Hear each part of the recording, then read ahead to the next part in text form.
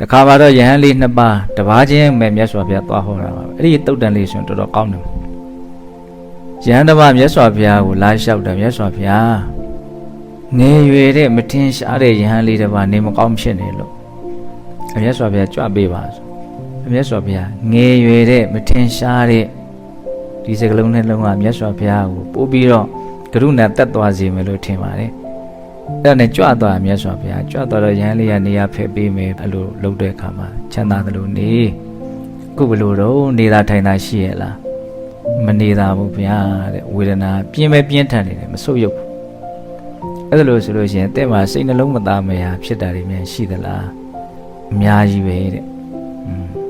စိတ်နှလုံးမသားမရာမှုတွေအများကြီးဖြစ်နေတယ်ဘာလို့ဖြစ်တာတော့တင်သီလစင်ကြယ်တယ်မဟုတ်လားမှသီလစင်ကြယ်ပါလေဗျာသီလစင်ကြယ်ရဲ့နဲ့ဘာလို့နှလုံးမသားမရာမှုဖြစ်တာတော့တဲ့အဲ့လိုမရှိတဲ့အခါမှာအဲ့ဒီယဟန်လေးကဘာပြန်ပြောတယ်ထင်တော့မြတ်စွာဘုရားတဲ့မြတ်စွာဘုရားဟောထားတဲ့တရားတွေမြတ်စွာဘုရားဆုံးမထားတဲ့အဆုံးအမတွေဟာသီလစင်ကြယ်ဖို့အတွက်အဓိကဟောထားတယ်လို့တပည့်တော်အဲ့လိုမသိဘူးတဲ့တပည့်တော်သိတာမြတ်စွာဘုရားဟောထားတဲ့တရားတွေဟာယာဂဆိုတဲ့ဆွဲမဲ့မှုဘဝရဲ့ပုံမှာဆွဲမဲ့နေတဲ့သဘောကာမရဲ့ပုံမှာဆွဲမဲ့နေတဲ့သဘောအဲ့ဒီဆွဲမဲ့မှုယာဂကိုပယ်ရှားဖို့အတွက်အဓိကရည်ရွယ်ပြီးတော့မြတ်စွာဘုရားတရားတွေကိုဟောထားတယ်လို့တပည့်တော်အဲ့လိုသိထားတယ်တဲ့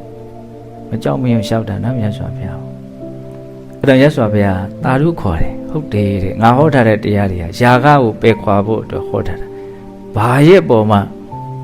ဆွဲမဲ့မှုမရှိစေရဘူးလို့ကိုယ်စိတ်ကိုဒီဒေသနာမျိုးကိုနားတဲ့အခါမှာအမှတ်အသားပြုရမယ်ပါနော်အဲ့ဒီမှာမြတ်စွာဘုရားဒီဘဝရဲ့ပုံမှာဒီခန္ဓာရဲ့ပုံမှာဆွဲမဲ့မှုကင်းမှုအတွက်ဒီဘဝခန္ဓာကိုမျက်စိနာနာလျှာကိုယ်စိတ်6ပုံပုံပြီးတော့တပုံချင်းမြတ်စွာဘုရားရှင်းပြတယ်မျက်စိကမြဲသလားတည်မြဲတဲ့တရားလားမဟုတ်ဘူးမတည်မြဲတဲ့တရားဟာကောင်းတယ်လို့ပြောနိုင်မလားအကောင်းမဟုတ်ဘူး